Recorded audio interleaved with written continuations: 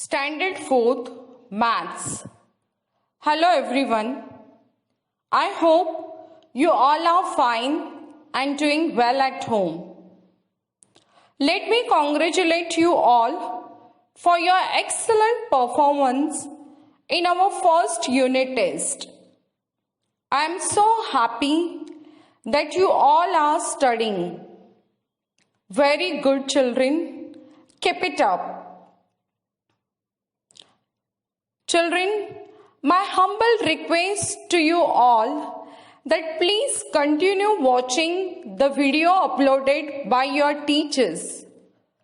Complete your notebooks, study well, and once again score excellent marks in first semester exam. From today, we are starting with our first semester exam portion. So again, I am reminding you to keep your maths rough notebook with you to copy whatever we are doing here.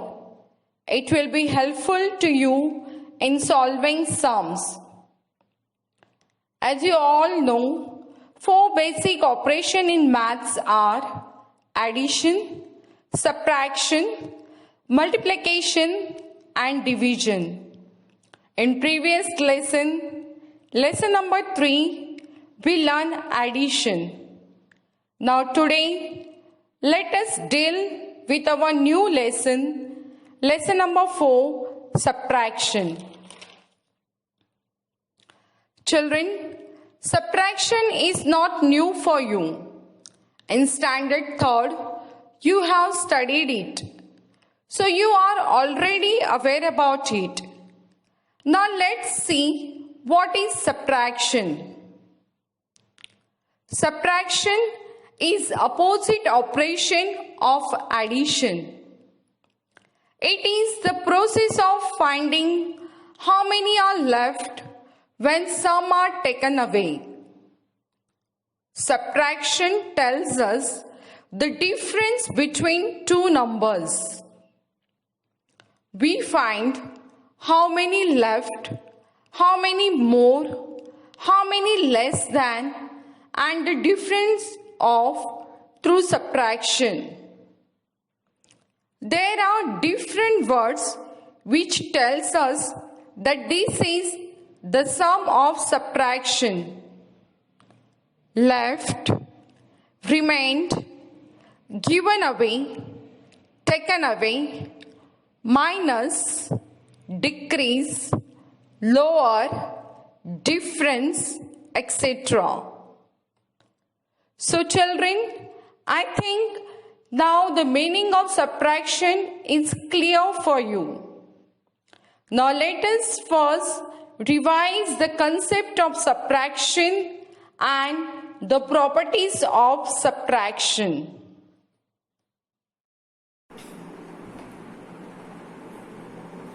Terms used in subtraction.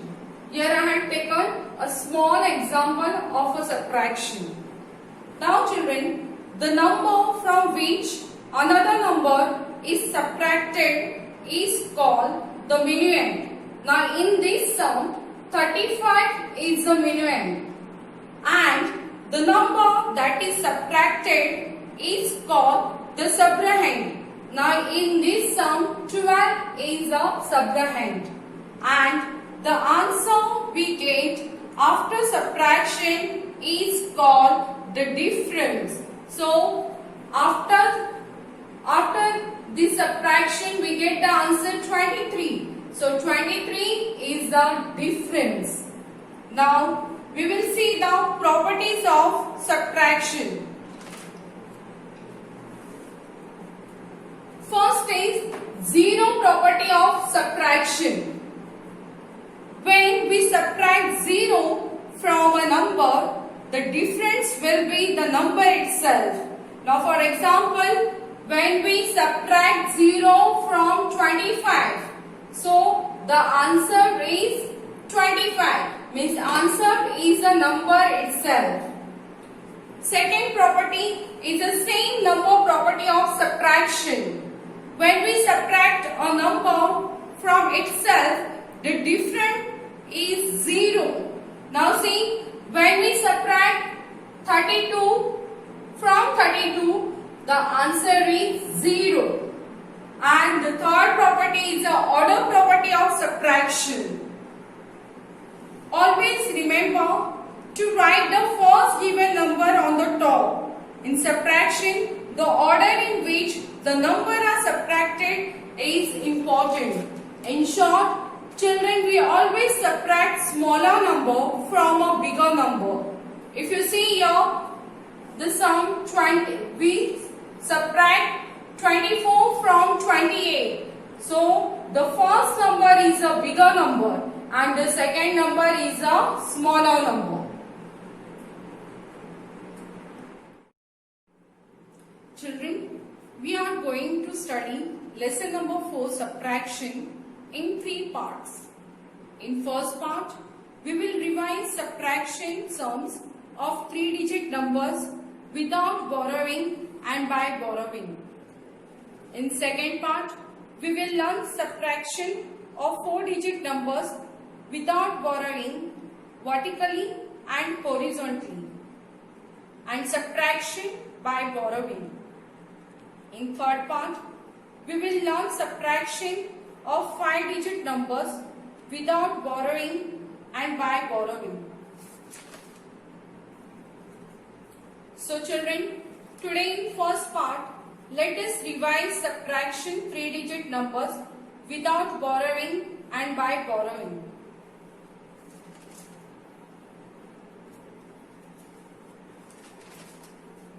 On textbook page number 23, question number 1, arrange vertically and subtract, we will solve now. But children, please keep in your mind that question number 2 to 6 are word problems which are omitted.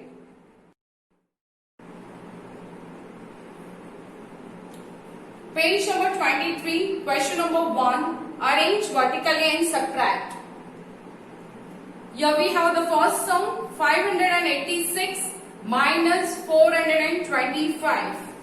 I already draw a box. If you see carefully children, from up 2 columns and from down 1 column I have drawn. Now here up we have to write 100, tens, unit. Since all the 3 sums are 3 digits.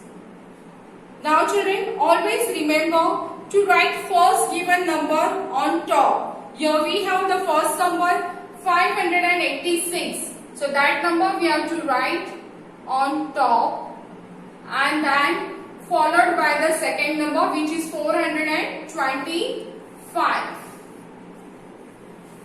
Now we will start subtracting from unit place. Here we have 6 minus 5. So when we minus 5 from 6, we will get the answer 1. Now we move to the tens. Here we have 8 minus 2. 8 minus 2 is equal to 6. Now we will move to the hundreds. Here we have 5 minus 4. 5 minus 4 is equal to 1.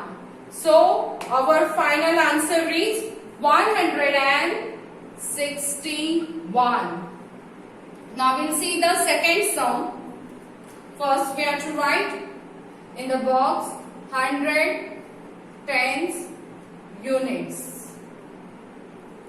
Now, first number, as I said, we have to write always on the top. That is 542. Then we have the second number, that is 351. Now we'll start subtracting from the units place. In units we have 2 minus 1. So 2 minus 1 is equal to 1. Now we'll move to the tens. Here we have 4 minus 5. But children, 4 minus 5 is not possible because 4 is smaller than 5. So here we have to borrow 1 from these hundreds. So when we are going to take take 1 from this 500. So these 5 will become 4, and here 110 we are going to add. So this 4 will become 14. Now 14 minus 5 is equal to 9. Now we'll move to the hundreds. Here 4 minus 3 is equal to 1. So here our final answer is 191. Now we'll see the third sum. First, in this box we have to write 100 tens unit. Our third sum is 500 minus 365. First number 500 that we have to write on the top. So 500 minus second number 365. Now we have to start subtracting from units place. Here in unit 0 minus 5. But children, 0 minus 5 is not possible because 5 is bigger than 0. Then we have to borrow from the tens. But here on the tens place also we have 0. So now we have to borrow from the hundreds. Here we have the 500s. So from these 5 we will give 1. So this 5 will become 4. Here we will give 1. So this 0 will become 10. Now from this 10 we have to give 1 to the units. So these tens will become 9 and this 0 will become 10. Now 10 minus 5 is equal to 5. 9 minus 6 is equal to 3. And 4 minus 3 is equal to 1. So our final answer is 135. Now children, I hope you all are understood the sums which I had explained you. Now remaining 3 sums you have to solve, and altogether 6 sums you have to write one time in maths notebook, and please practice it in your rough notebook. As I said earlier, in maths you have to understand and practice it. There is nothing to learn. So please children, do practice given sums regularly. And again I am reminding you that textbook page number 23, question number 2 to 6 are omitted. This is for today. Have a nice day. Thank you.